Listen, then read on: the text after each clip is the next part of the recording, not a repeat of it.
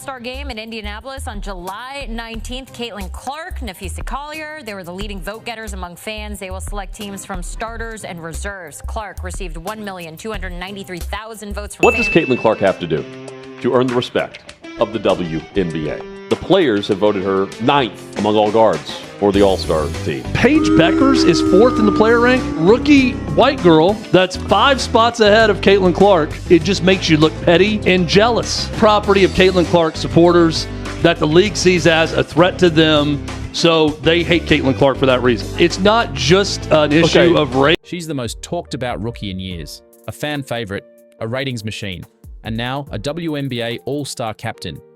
Hello? Hey, Kathy, good. How are you? Caitlin, I just want to personally congratulate you on being named captain for the 20.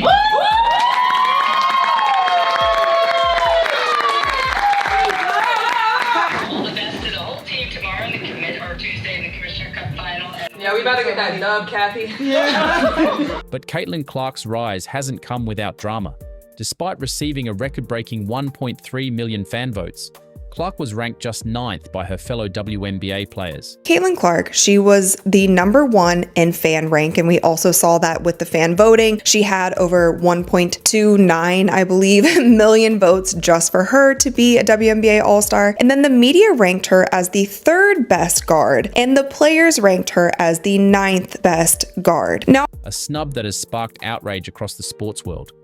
And now, legendary broadcaster Dick Vitale has had enough, calling the treatment of Clark by WNBA players pure jealousy. In today's deep dive, we unpack the numbers, the controversy, and the real question. Is Caitlin Clark being unfairly targeted by her own league? Caitlin Clark is electric.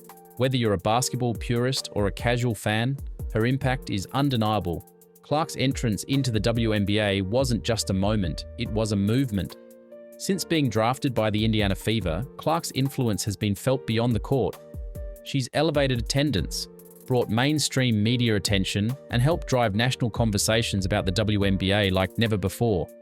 So when All-Star voting results were announced, no surprise, Clark was on top. She dominated fan voting with over 1.3 million votes. That's not just impressive, it's historic. Media members agreed, ranking her 3rd overall among guards. But players? That's where the story takes a turn. Involved here. Jason Whitlock weighed in. Players voting for the WNBA All-Star voting, Caitlin Clark finished 9th among guards. From the ESPN story, quote, Clark finished 1st in the fan vote. She was 9th in the players vote and 3rd in the media voting for guards. Yeah, they hate Caitlin. They're jealous. Fan rank, #1. Media rank, #3. Player rank, #9. She fell below players like Natasha Cloud, Paige Buchers, and even her own teammate Kelsey Mitchell. Enter Dickie V, ESPN legend, and one of college basketball's most passionate voices. And when he saw Caitlin's player voting rank, he didn't hold back.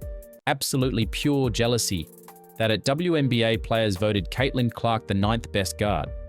Someday they will realize what she has done for all of the players in the WNBA, chartered planes, increase in salaries, sold-out crowds, improved TV ratings.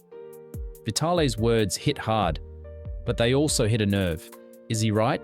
Is Caitlin Clark's lukewarm reception from players fueled by jealousy? Or something else? Clark has missed 7 games this season due to groin and quad injuries. That's a significant chunk of time. honestly seems to me like the fan votes were one thing, the media votes are another thing, and I don't agree even with all of the media ranks here. We'll get more into that. But it also seems like the players' vote is a popularity contest. It's the players voting for their friends, voting for the people that they respect, and it's not truly about skill at all. Am I surprised? No. Am I disappointed? Yes. You have somebody in Caitlin Clark who became the face of the league the first year that she was in the WNBA. She put up crazy numbers last season, and even in this season where she has struggled more games than she has balled out, she is still putting up wild numbers. Especially in a condensed WNBA schedule. Could her limited availability explain the drop in player votes? But here's the thing. And the players ranked her at 16. Kelsey Plum just went from the Aces to the Sparks, and she's playing well for the Sparks, and she is definitely leading that team. And she is tied with Brittany Sykes, who plays in Washington. Now, Brittany Sykes is ranked 6th by the media, but she is ranked 7th by the players, so there's not as crazy of a discrepancy. So whatever is going on with this in the popularity contest between players is crazy. When she has played, she's been the focus of every defense. Opposing teams throw double and triple teams at her. If players think she's not elite, they sure don't defend her like it.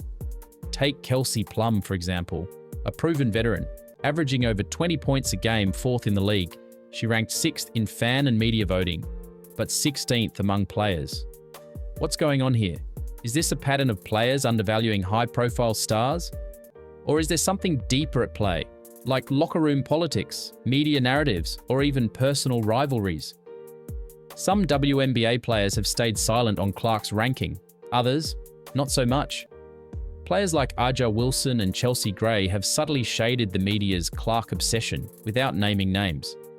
And there's growing chatter that some players feel overshadowed, that Clark's media coverage comes at the cost of players who've been grinding for years without the same shine. The divide between how fans and media see Clark and how players view her is widening, and that's a problem. When the media praises her every move and the league promotes her in every commercial, it can create resentment, especially when veterans feel overlooked. But let's be honest, isn't that how every superstar story starts? Think about LeBron in 2003, Sabrina Ionescu, Zion Williamson. With hype comes hate. That's part of the game.